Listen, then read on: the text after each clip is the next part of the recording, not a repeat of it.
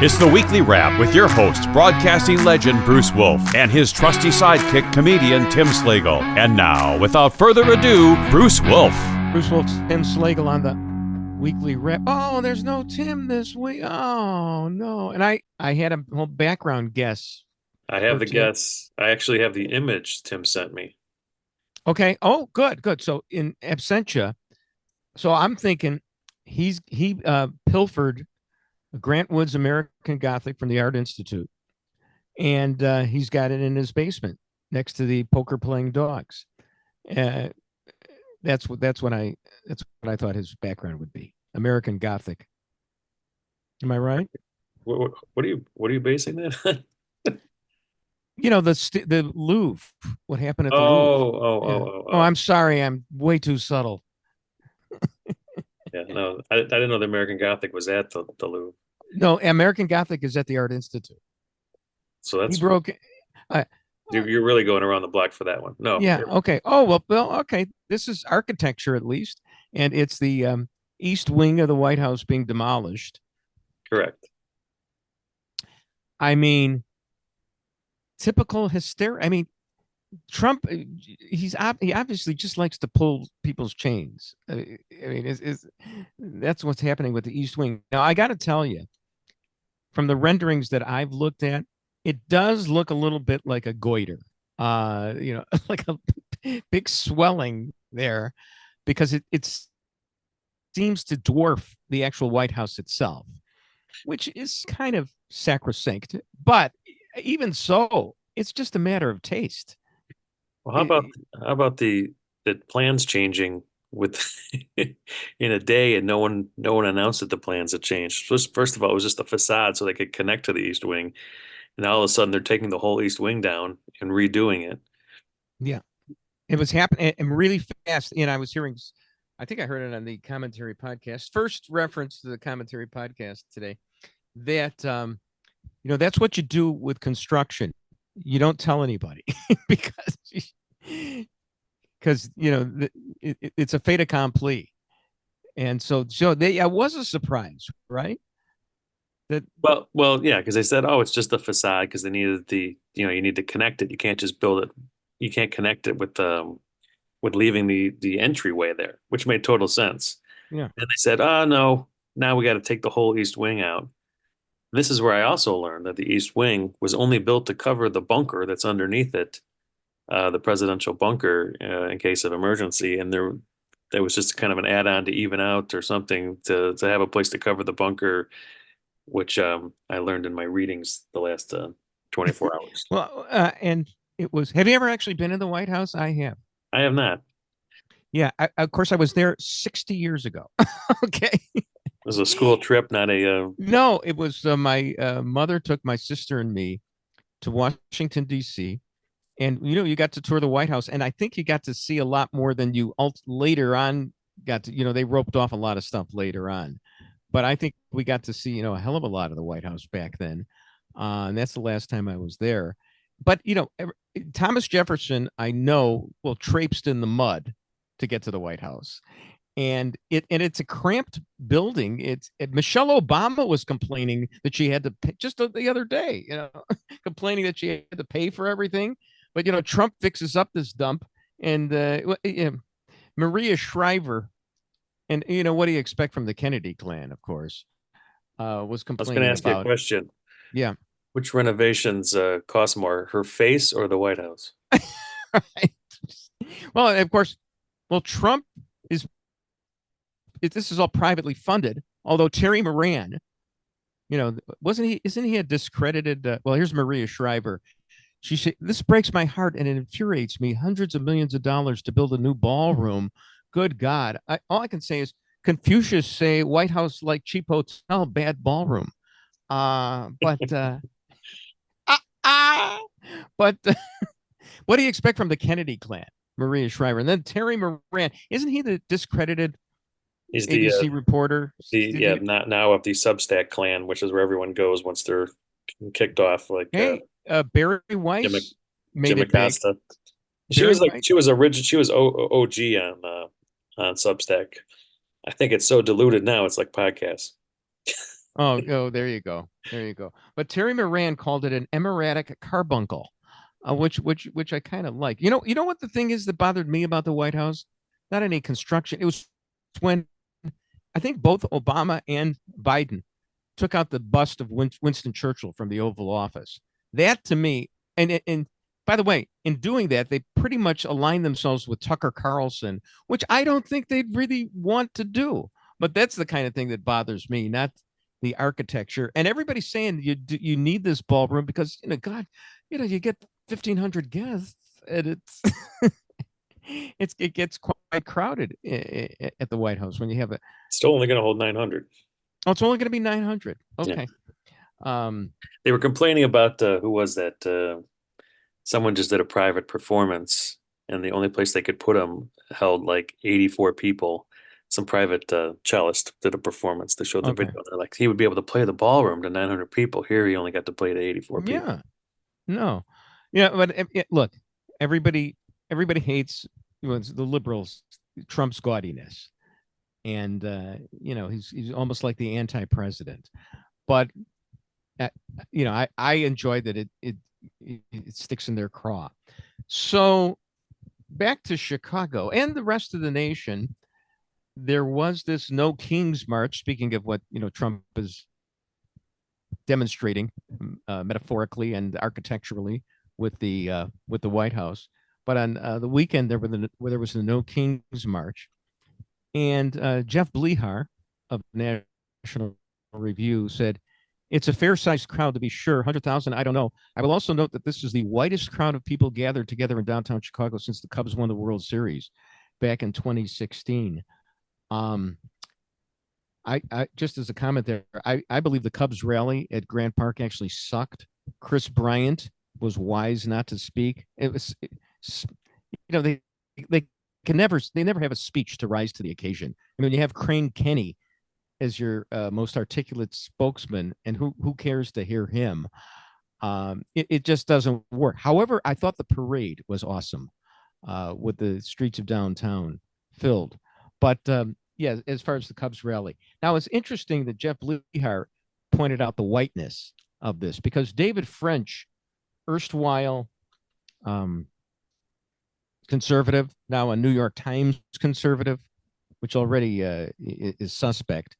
He had his tweet. He was at the same parade, or at the same No Kings demonstration, and his whole take on that was how wonderful it was. It was peaceful. There were a lot of people there, a huge peaceful crowd. Families were there, people of all ages, lots of homemade signs. He says Soros apparently needs to up his signage budget. But of course, he didn't point out the whiteness of it. So he did say that while posting a pre-made sign. There you go. There, yeah, we have friends everywhere. No, but it's just interesting, and it just shows how much. If there's anything that the explosion of media has taught us, it's that everybody is biased. So so two guys who ostensibly are on the same side, kind of neoconish. David Blehar's talking about how white the crowd is. David French doesn't point that out at all.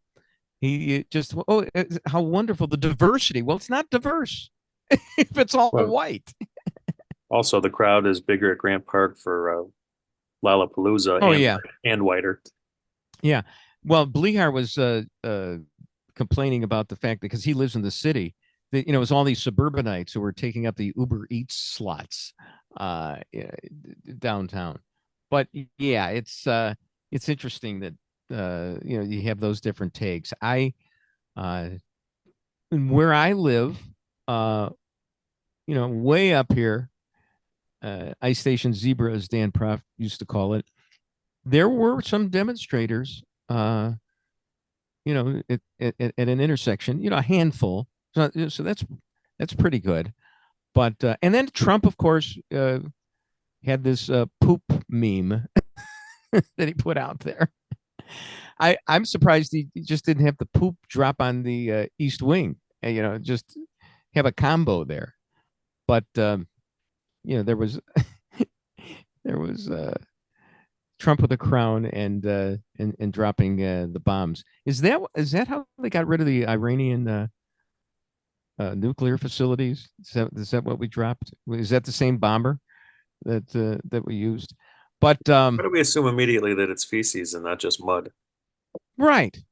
I mean, it just could have been good We could earth. mud mask for the Democrats. Right. So we'd be remiss if we didn't mention this Graham. Is his name Graham Plattner, the guy in Maine who's running for the Senate, and it was discovered that he had a Nazi tattoo. He's a communist, way to the left. Bernie Sanders is supporting him, and it so happens that while he was drunk, he got himself a Nazi tattoo in 2007, and it just dawned on him that maybe it's not a bad idea to get rid of it. So, I mean, but and it's just fascinating that you've got everybody's calling everyone else a Nazi all the time. And what is Godwin's law? As I recall, it's every political argument devolves into an accusation that the other side is Hitler. And so you've got this, and Bernie Sanders making excuse for a guy with a Nazi tattoo, and if it were a guy on the right, he'd be vilified. So What was his reason for getting the tattoo? he was drunk. He So was drunk, and he got it. Your But mind goes to, I'm going to get a swastika or something, or what is it what was is just it a swastika or what is it? it's I didn't- this it's not a swastika. I think it's called the Totenkopf, something like that. But it's a skull, and it's definitely a Nazi insignia. And he just now, when they got this Oppo research because they wanted to get rid of him because they wanted this old lady to beat Susan Collins. But this guy's actually still leading in the polls. So bravo to him. I hope the Democrats get even more radicalized and get absolutely smeared in the off-year elections. Bruce Wolf, sans Tim Slagle, but with producer Chris on the week.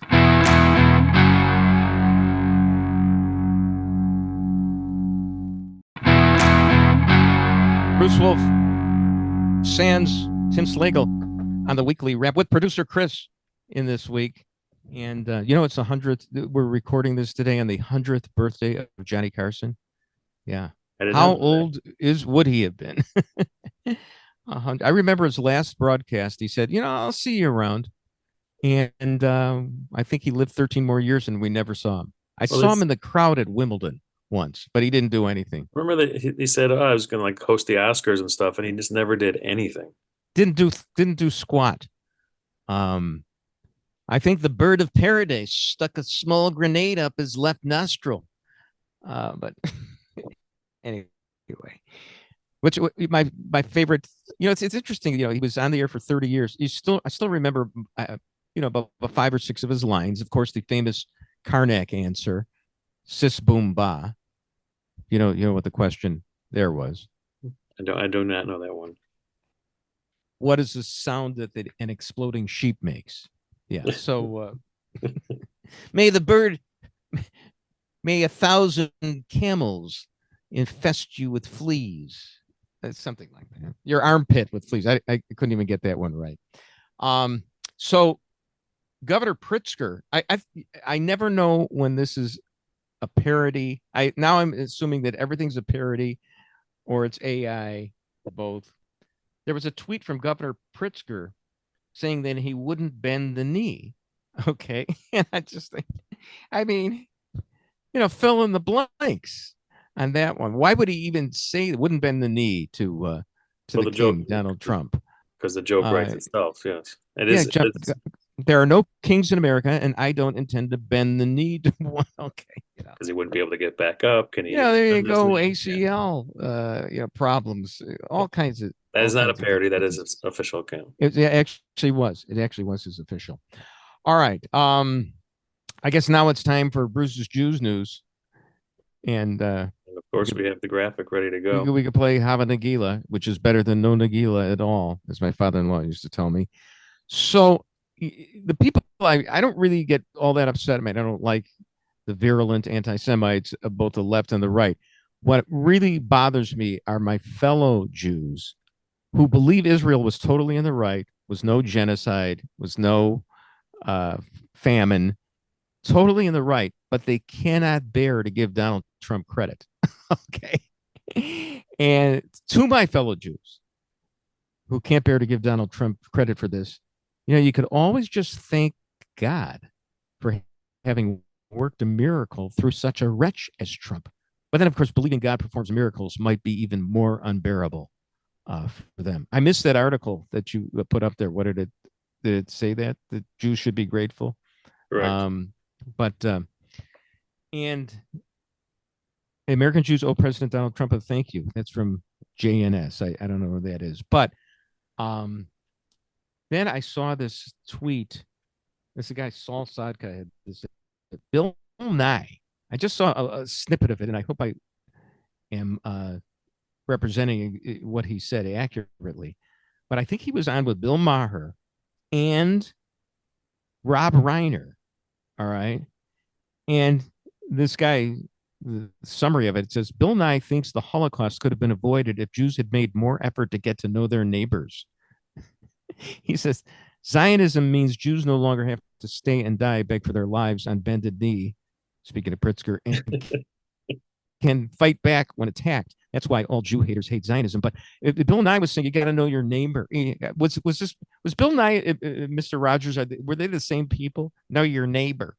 But the funny thing is that you see that Rob Reiner is on the set there, meathead, who of course bought into every Russian hoax conspiracy item about Trump, and is a horrible radical.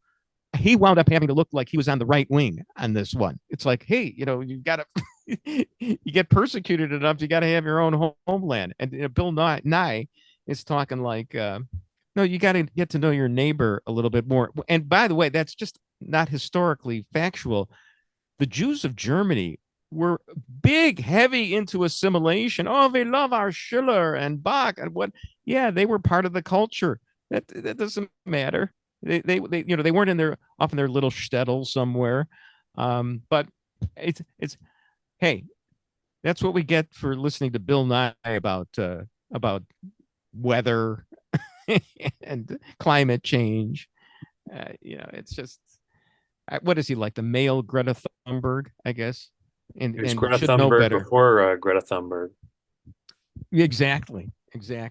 So anyway, speaking Remember, he only has a bachelor's degree. He doesn't even have a doctorate or anything. But yes. No, I mean, I always loved how, like, locally, oh, well, Tom Skilling says we have global warming. Oh, Mr. Skilling, have you ever written a paper on this?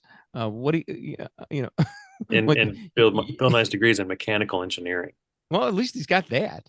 But yeah, that's not an expert nothing to in do climate with science. Change. Yes. Yeah. So as far as what happened, so there's this organization that monitors, I think it's part of the UN, monitors famine and genocide. And the projection, I guess, was that from August to October, there should have been like 10,000 famine deaths in Gaza. And even Hamas's own statistics, which could be inflated, showed 192. Now, that's quite a difference from 10,000. And in addition, as far as the overall deaths in the war, there were approximately 33,000 civilians who died, but there were 25,000 combatants who died. That's a ratio of a little over 1-to-1, which, in the history of war, it's almost impossible to get a ratio that low. It doesn't work. But the definition of genocide is anything that Israel does. So, I think that what's going to happen is what happened after the Vietnam War, after Nixon made it an all-volunteer army, and all the protests dried up because that's all the kids really cared about, that they didn't want to get drafted. They didn't actually care about Vietnam.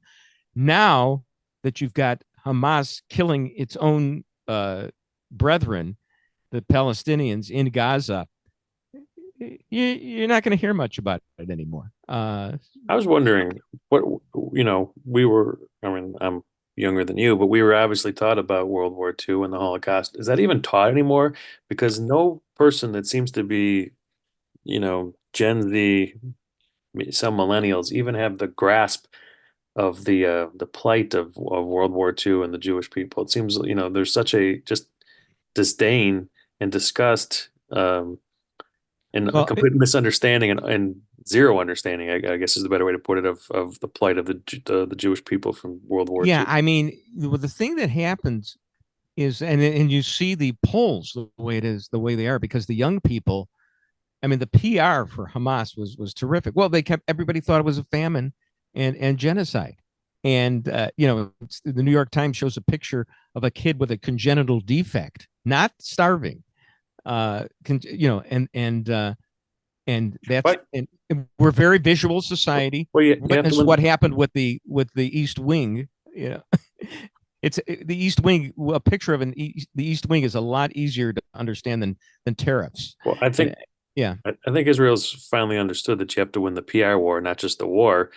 And I don't think Bibi got that when they started like they didn't do it enough to show people what happened on October 7th, and to have the outrage that should have, globally should have happened after the what happened on October 7th. They should have, honestly, only news sources got to see the actual videos because they Yeah. videotaped the rapings and shoving people in Yeah. ovens and stuff like that.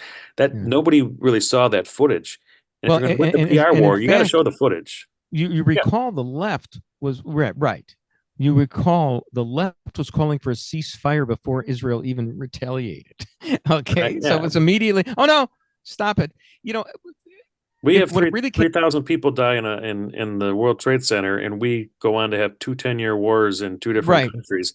Right. But they can't have a couple months They, to bomb the crap out of right. a country that just killed innocent citizens. Yeah, no, it's what can I say? Yeah, I mean, you're preaching to the choir here. I think we'll like I say, I think that will abate, and look, By the way, I was against the two wars that we went into just yeah, out I of. understand. I understand you were. I fell for it all. Anyway, did you see? Speaking of AI and memes, did you see the Time magazine cover of Trump that he complained about how he did. looked on the cover? And here it is. Yeah. Okay. At first, I thought that was a fake, and the reason is that hasn't Trump actually put up fake Time magazine covers in the past? I think He did. had one in his office. Remember before? Yeah. So I thought this was a fake. Now, I don't think he looks all that bad. Of course, I don't think the new East Wing looks all that bad either. So, but he, I can understand the vanity because his hair looks real thin. You're looking right up his nostrils. You don't see any nose hairs. So, I mean, that's okay. Any girl on Instagram would tell you never to shoot up from your chin. You always shoot down.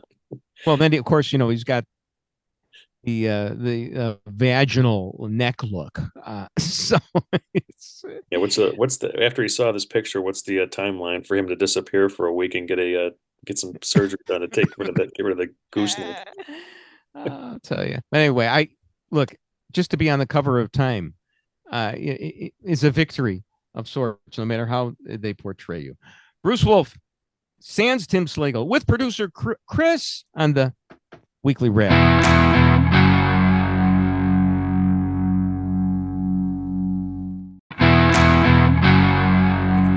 Bruce Wolf, no Tim Slagle on the Weekly Wrap. This week we got producer Chris sitting in, doing just enjoying some peanuts over here, Bruce, waiting for the next story. Yeah, well, it's interesting because you know how apparently it's come out that all these kids were allergic to peanuts because they weren't exposed to peanuts. Here's this Mark Porter McGee tweet. Peanut allergies have plummeted in children, study shows. And he says, peanut allergies are down 43% since we stopped avoiding peanuts in childhood. Okay, you're supposed to be exposed to it. I mean, there's, it's like... completely changed the airline industry. Oh, tell me about it. Tell me about it. And, it's interesting. It kind of goes in, tandem with the fact that trans identification identification is among the young, again, is in free fall now. Different kind of nuts, but yeah. Yeah, well, I was going to say, peanut allergy and penis allergy, uh, and and it's people being under the influence of the authorities. They everybody talks about Donald Trump being the authoritarian, but these people are actually authoritarians too. They just are slaves to junk science, really. And Junk sometimes science, the junk science, and authoritarians show up on a weekend. Yeah. I was gonna say junk science and a little bit of medical hypnosis or slavery, where it's the medical field. Sure. If you saw those Vanderbilt those leaked videos from Vanderbilt, where it was one of the leaders in doing trans surgeries, they talked about getting people on the dole where they had to come back for all these surgeries and how much money they would make per person. And Okay. suckers that fell into this that may just be confused or may just be gay and did not want to actually change their identity or something is is kind of the sad part of it, because then you see all these. I shouldn't say all these, but you don't know the exact numbers. But the regrets and the people turning back afterwards, or even that kid that shot up the school in Minneapolis said he regretted making the decision and taking the hormones. Right.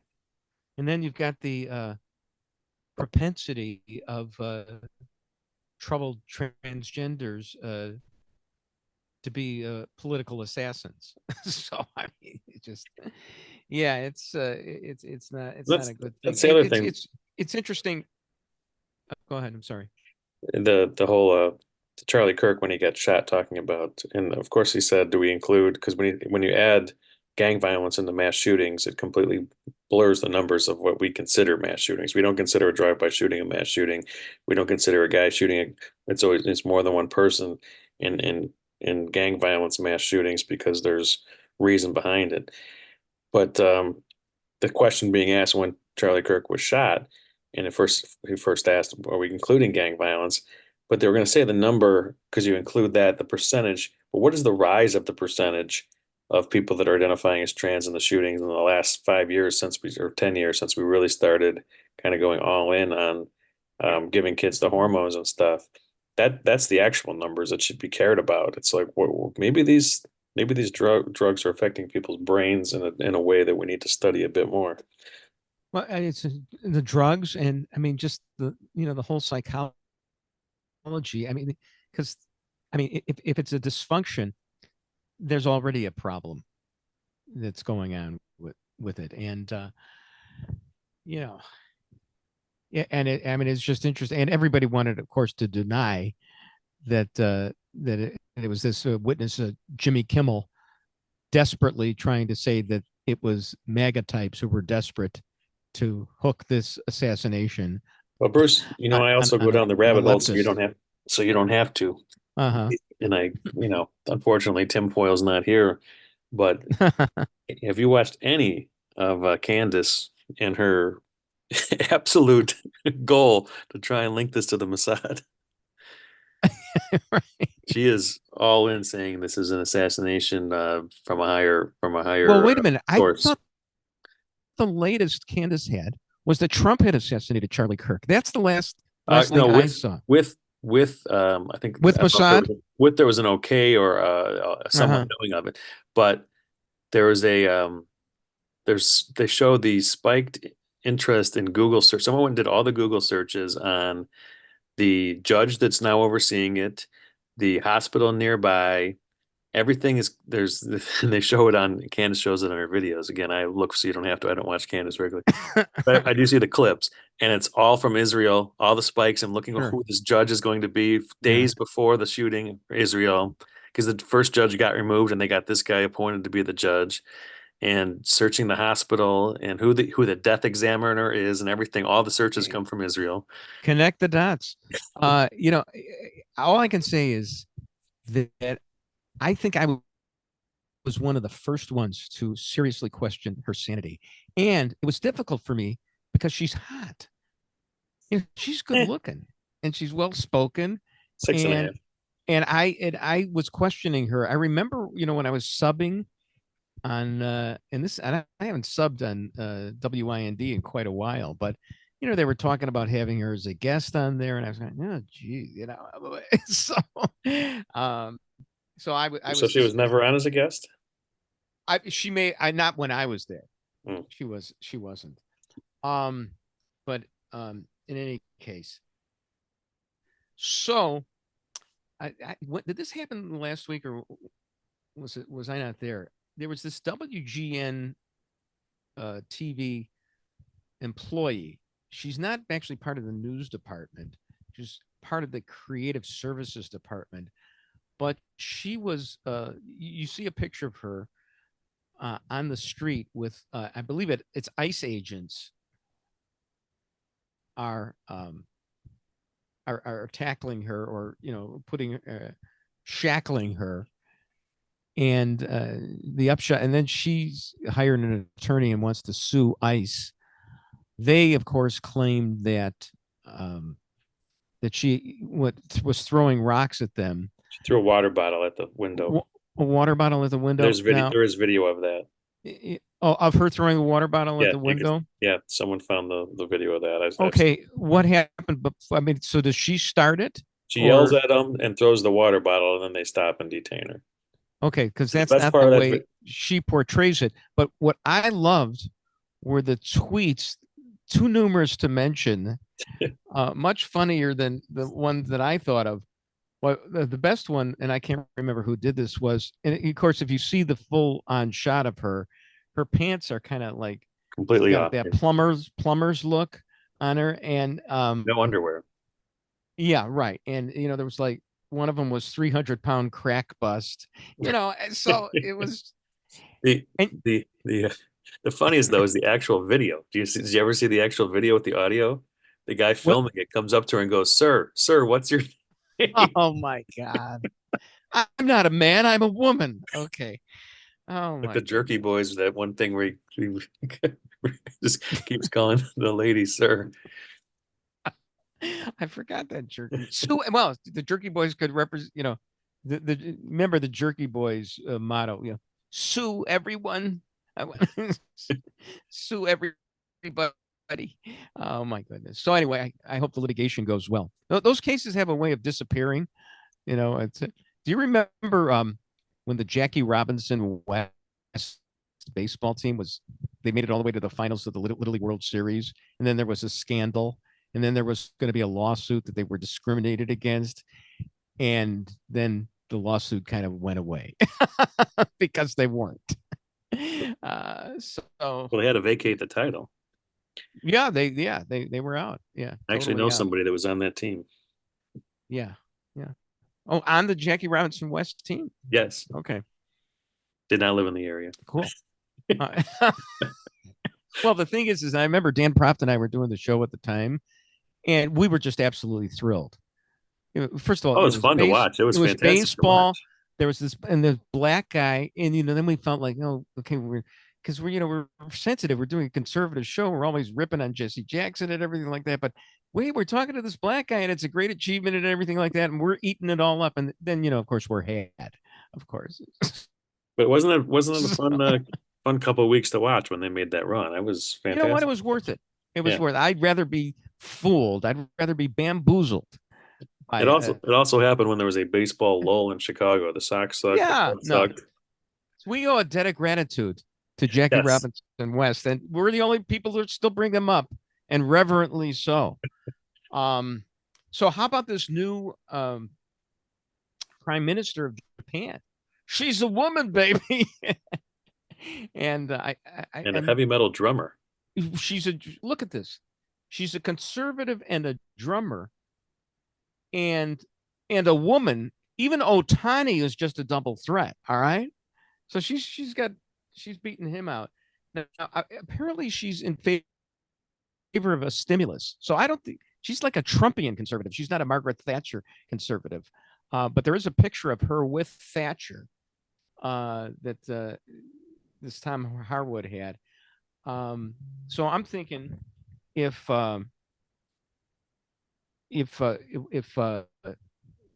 Japan is following Britain's trajectory, by 2060, Tokyo should be an anti-Semitic hotbed of Hamasniks. Because, well, but the big problem that they have in Japan is that they don't have any people left. All right, that's men or women, and she's a stimulus program. Yeah, get these guys to grow a pair, and maybe someday they can become use the pair. Exactly. Bruce Wolf, Tim Slagle, not here. Producer Chris on the weekly wrap.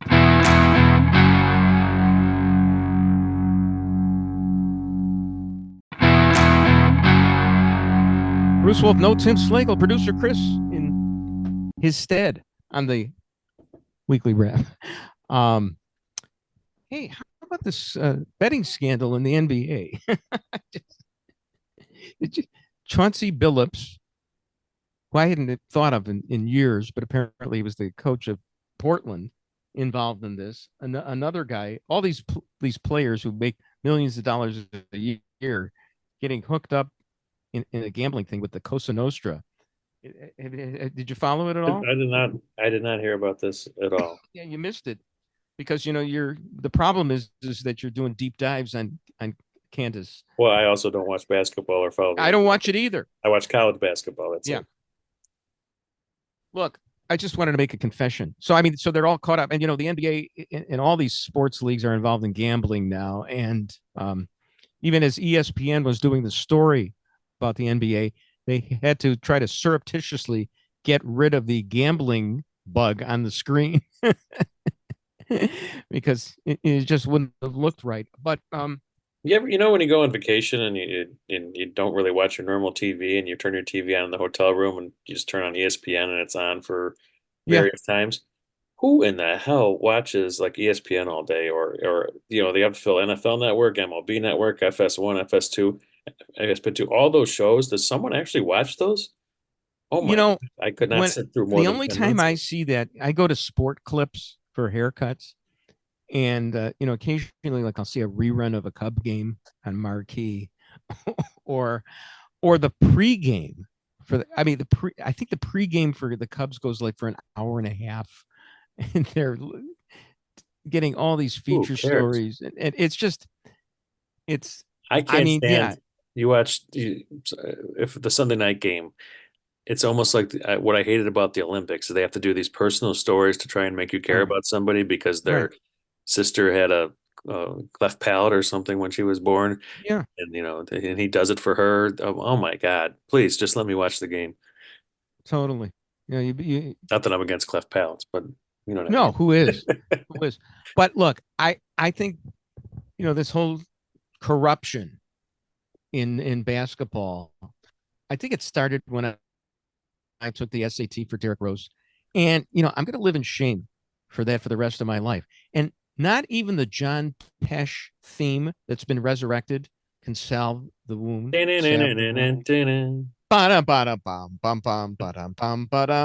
So even though you don't care about the NBA, you know that theme, right? Well, I know that theme because that's Jordan, in the Bulls era, yeah. The Bulls, yeah. And they brought it back now, and they brought Jordan back. And they had a real cute story with him with Mike Tirico the other night, because he had rented a house for the Ryder Cup.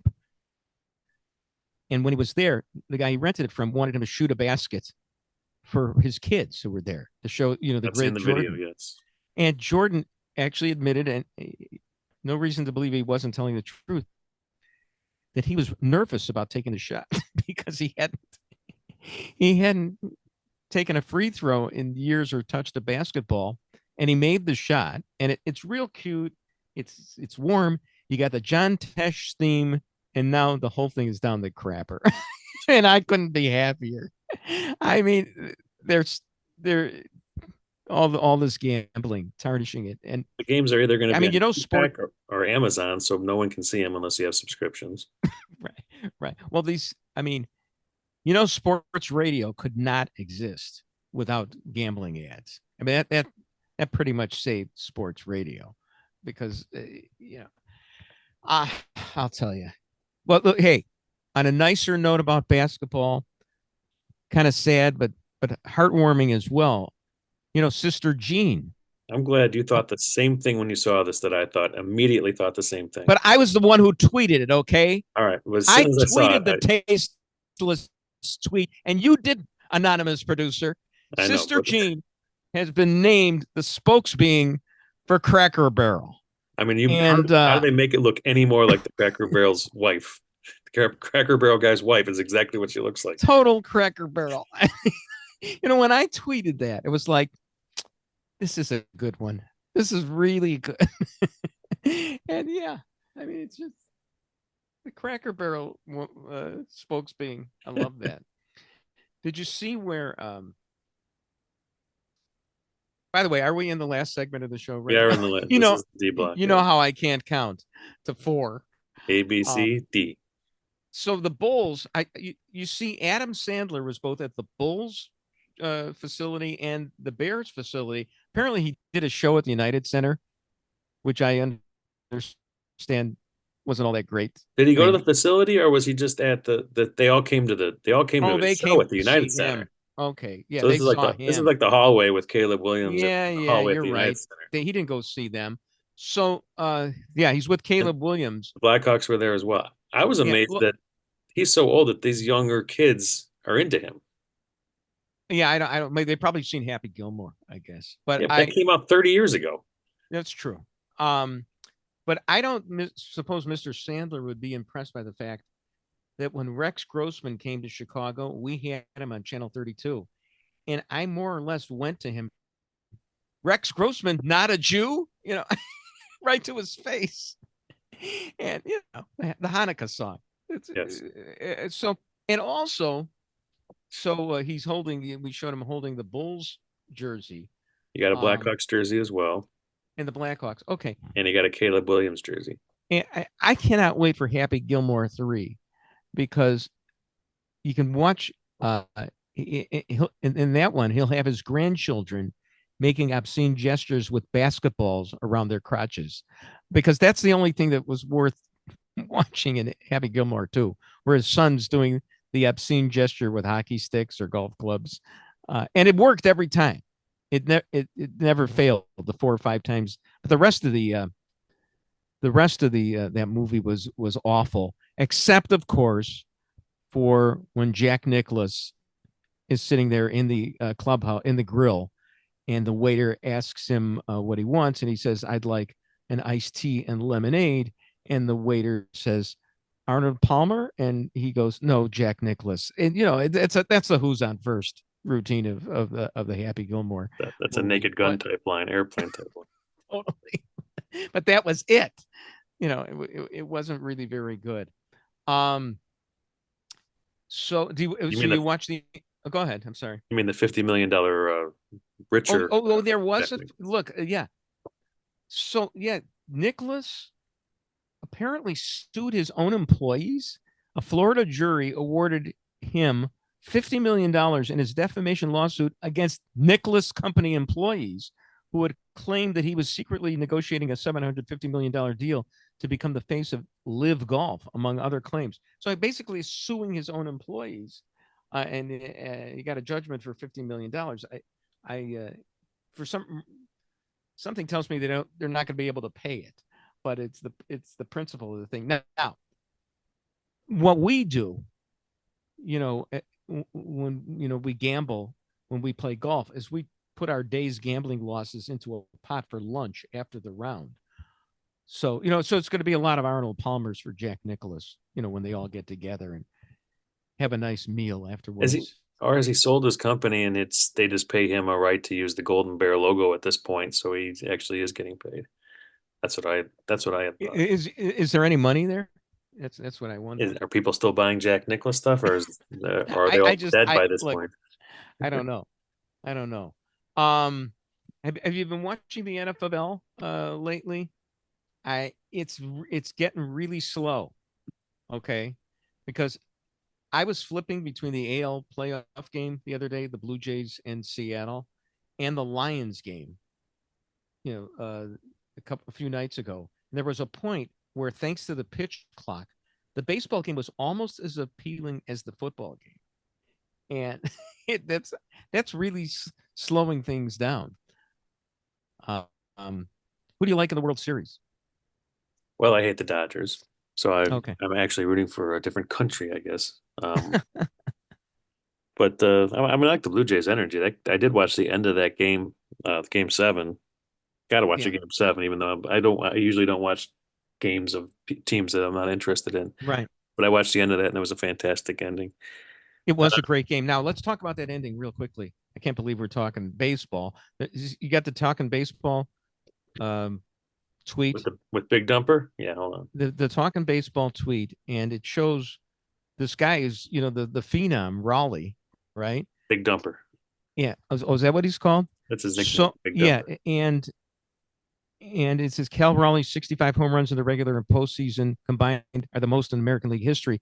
But to his credit, he was really upset that they didn't go to the World Series and win it. He didn't, that's, and I think he's going to remember this season, not for those statistics, but he didn't get to bat in the 9th inning because the guy in front of him swung at ball 4, right? That was ball 4 that guy swung at, and the big Thumper would have been up to bat and could have made history at that time, but he didn't get a chance to do that. And imagine the pressure you're under. It was a full count, if I recall, wasn't it? Full count. Yeah. He swung at ball 4. It was ball 4, but what is the pressure you're under at that point with 2 outs, 3-2 count? You can't strike out looking. No, right. And you're fooled. You've stood in and seen. You're absolutely some kind of pitching and how those things move. I'm like, you got to forgive the guy a little. No, I'm not gonna hold the guy's feet to the fire. I would have done the same damn thing. And I can't believe that we're ending this podcast talking about Canadian baseball game. A Canadian baseball game. I mean, they don't even have Bad Bunny to entertain in between innings like the NFL has. They have Drake. Drake is a huge fan. He's the big Canadian rapper. Okay. The one that. All right. Well, until next time. When we come back next time, maybe there will be a resolution of the World Series. Bruce Wolf, sans Tim Slagle. Thank you, producer Chris, on the Weekly Wrap. And that's the Weekly Wrap on radio and television. Follow Bruce at Bruce Wolf Shy on Twitter and Tim at timslagle.com. The Weekly Wrap with Bruce Wolf, a CP Pods production.